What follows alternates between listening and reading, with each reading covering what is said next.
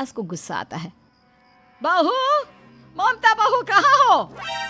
लेकिन सारे दिन की थकी बहू को ऐसी नींद आती है जैसे किसी ने भांग की गोली खिला दी हो। वो तो नहीं उठती। उठकर आ जाता है बेटा। क्या बात है अम्मा, काहे चिल्ला रही हो? अरे सो जाओ ना, सुबह की थकी है बहू।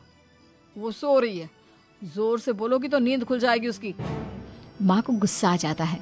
फिलहाल तो सो जाती है, लेकिन मन ही मन ढेर सारा जहर बहू के लिए भरा होता है। सुबह बहू चाय बना रही होती है कि सास धीरे से गैस तेज कर देती है, जिससे चाय का बर्तन जल जाता है। और जैसे ही बहू चाय का बर्तन उठाती है, उसका हाथ जल जाता है। मेरा हाथ जल गया।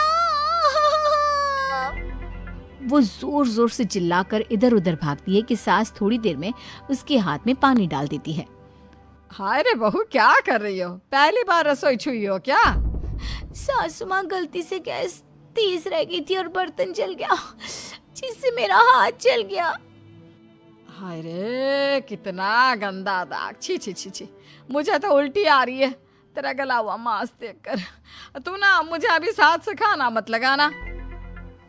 बहू भी खुद का हाथ देखती है तो उसे भी रोना आ जाता है।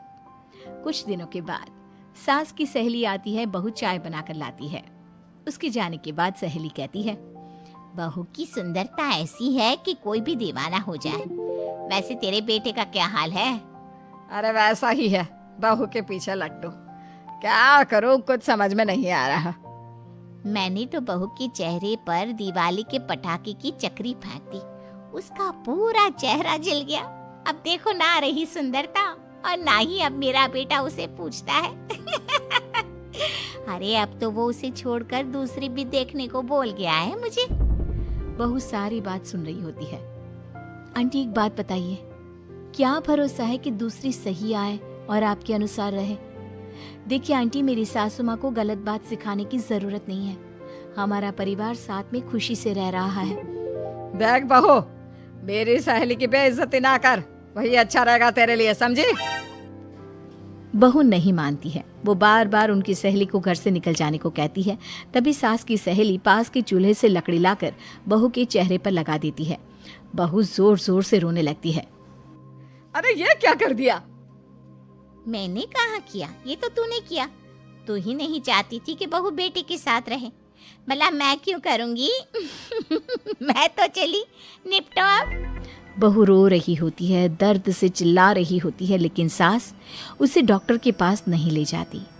तभी पति आता है। क्या हो गया ममता? ये दाग कैसे लगा? तुम कैसे जली? ममता कुछ नहीं कहती, बस दर्द से करा रही होती है। पति माँ की तरफ देखता है। हो ना हो माँ, ये पक्का आपका काम है।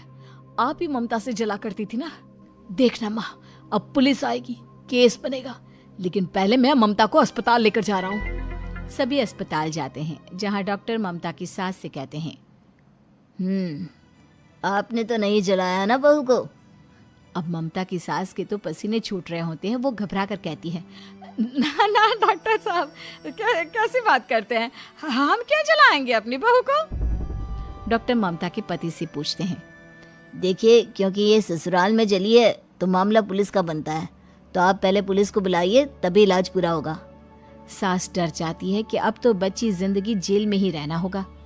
रहने दीजिए ना, पुलिस को क्यों बुलाना? सारी हंसी खत्म हो जाएगी जब पुलिस के डंडे पड़ेंगे।